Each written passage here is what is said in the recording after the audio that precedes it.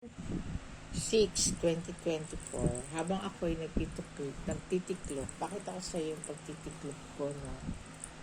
Ah, habang ako'y nagtitiklop, kwentuhan tayo. Tungkol sa issue na laging sinisisi ang ibang tao. Ang topic natin, laging sinisisi ang ibang tao kung bakit wala raw siyang pera, dahil hindi siya binibigyan ng anak niya, hindi daw siya binibigyan ng kapatid niya, laging gano'n, no? Script nila yan, no? Hindi raw siya tinutulungan ng pamilya niya, laging gano'n. Yun yung topic natin. So, mga taong sinisisi ang ibang tao dahil hindi raw siya tinutulungan. Di ba sabi ko sa'yo, ang pagbabago ay nagsisimula sa sarili. No? Sa sarili mo. Sa sarili mo, hindi sa ibang tao. Ganyan ang pagtitiklop ko. Tapos, ganyan. No? Sa sarili mo, no? Hindi sa ibang tao. Kasi, ikaw ang gagawa ng success mo, hindi sila. Para magawa mo yung success mo, syempre, magtatrabaho ka. Huwag kang namimili ng trabaho. Kasi, according to my research, may mga dating katulong siya, pero ngayon successful na. Maganda ang buhay. Lalo na pag sa abroad, di ba? Lalo na sa abroad. Actually, sa abroad ngayon is no age limit, katulong, tapos malaki sahod. Ngayon, no? Marami. Permanent residence pa sa abroad. Yun, pwede ka mag-apply. Lalo na kung nakapag-aral ka. Ang success mo ay hindi nakabase yan sa ibang tao. Ikaw ang gagawa ng success mo. Hindi anak mo, hindi pamilya mo, hindi ka mag-anak mo. Gusto ko lang sana sabihin sa'yo na hindi mo dapat sisihin kahit sino tao kung ayaw kang bigyan ng pera. No? Kasi ang pera nila yun eh. Pwede ka namang gumawa ng sarili mong pera. Marami ka lang dahilan talaga. Kasi kung marami kang dahilan, mahirap talaga yun.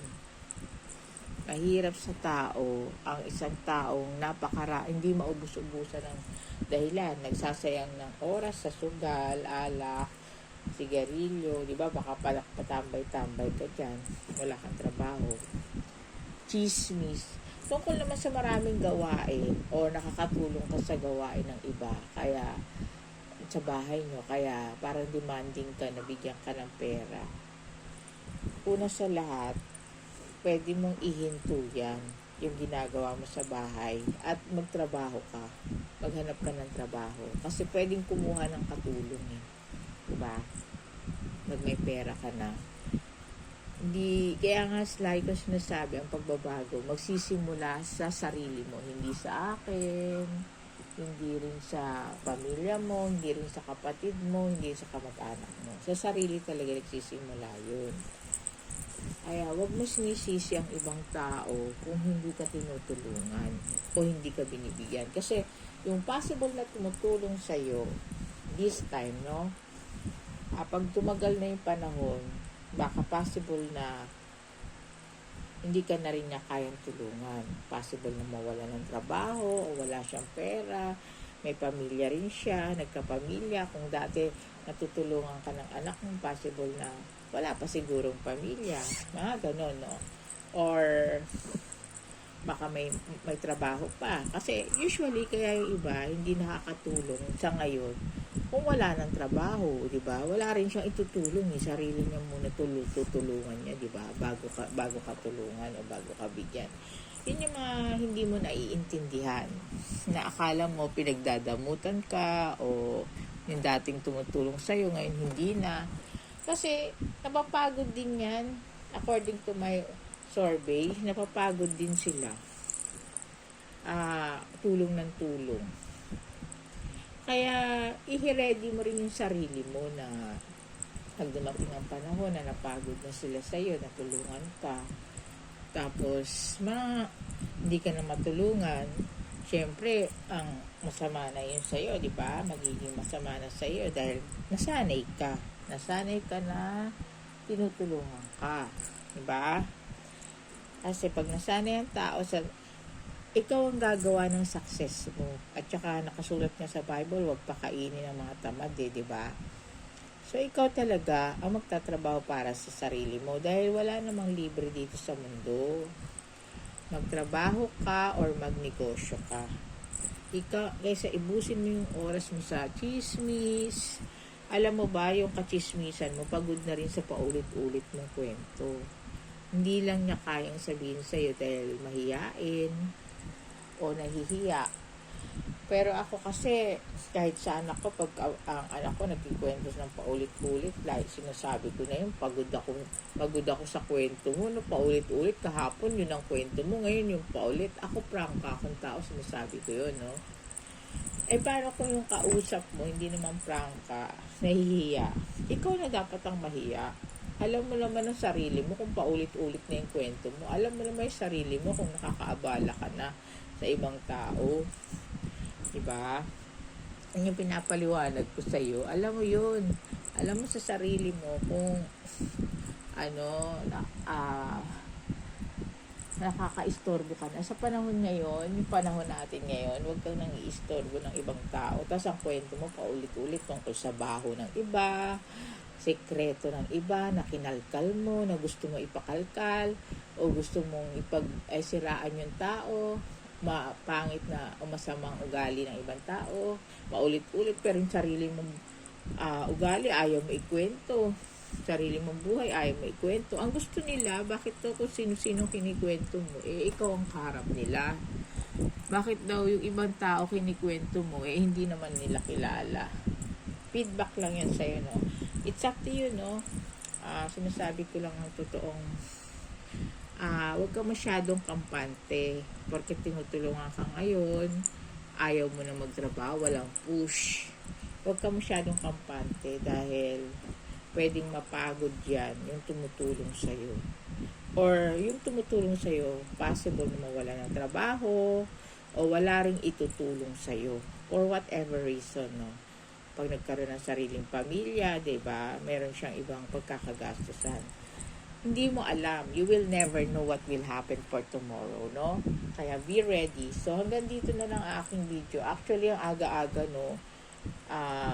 Inutusan ako ng anak kong kunin sa sinampay itong mga aking mga nilabhan ko kahapon.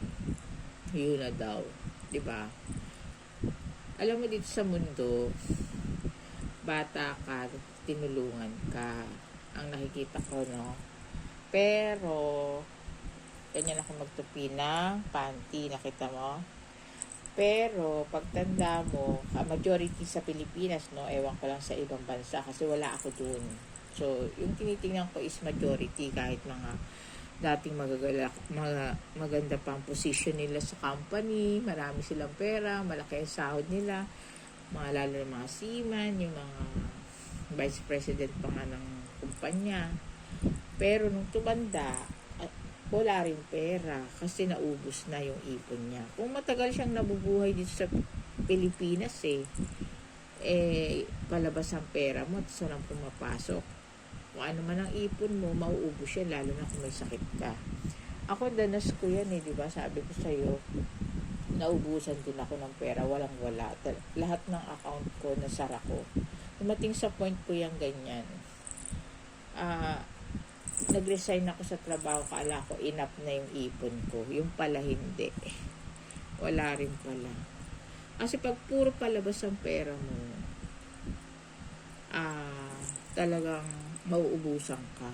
Walang pumapasok, puro palabas. Kahit meron ka pang ipon, mauubos. Kasi personally ko ng experience yun.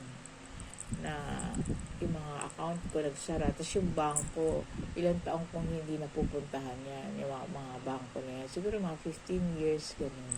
Kasi wala naman akong iti-deposit, wala rin akong pera.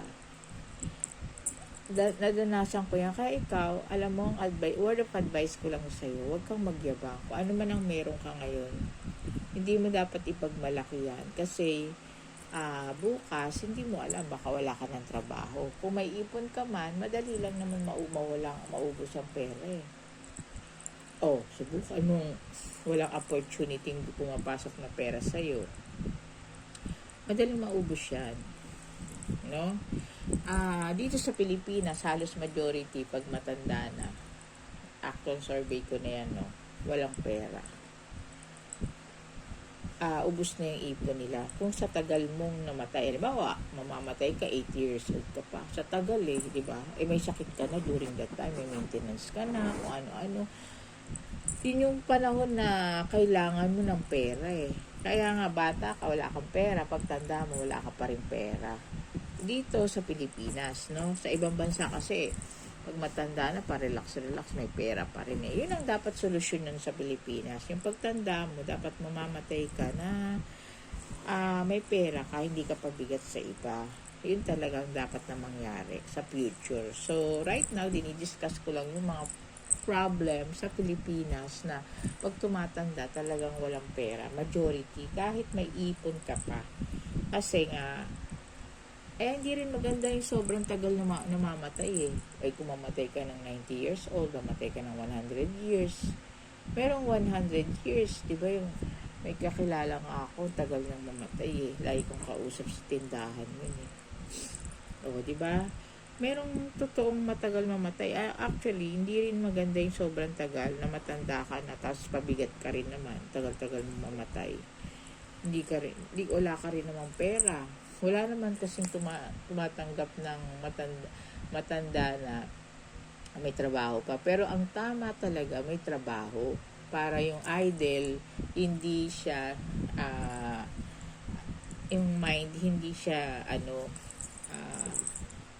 napupurol o tas nagiging napupunta sa depression yun pagka wala kang trabaho, wala kang ginagawa. Magkakasakit ka lang lalo. Mapupunta pa sa depression. Diba? Ang tama talaga, hanggang pagtanda, magtatrabaho ka pa rin. Kasi hindi ka pa naman mamamatay May bills ka pa rin binabayaran.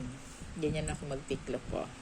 May bills pa rin ikaw na binabayaran. Kaya, kailangan magtrabaho. Kasi hindi dadami ang sakit mo kapag gumagalaw-galaw ka. Kesa yung nakatanga ka dyan, nag-aantay ka ng himala. Yun lang, no? So, ito na yung mga natiklop ko. Yan, tingnan mo yan, no? Inayos ko na siya. Aga-aga ako pinagtiklop ng anak ko. Damit ko lang lahat to, no? Kasi kanya-kanya kami ng laba. Anak ko, maglalaba siya. Asawa ko, maglalaba siya. Ako, minsan nagpapasabay yung asawa ko. Kanya-kanya na kami rito. Tinitrain ko sila ng kanya-kanya. Asawa ko naman, naglalaba rin. Pati anak ko. Nag-washing machine siya ngayon naglalaba siya. Kaya niya pinaalis yung aking mga sinampay kasi maglalaba raw siya. Ang aga-aga ako ginising, no? Yun lang. So, this time, no, kaya nga, nag-topic na lang ako at the same time, pinakita ko sa'yo na nagtitiklop ako yan. Dati, dami ko tinitiklop. Noon yun. Pero ngayon kasi this time, kanya-kanya na kami ng laban. Noon kasi, lahat ng damit ng anak ko at damit ng asawa ko nilalaban ko. Ngayon, this time, hindi na.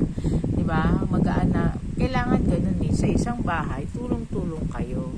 Para hindi niya ipagmalaki na ginagawa siyang katulong. Para magtrabaho din siya, no? Hindi mo siya ginagawang katulong.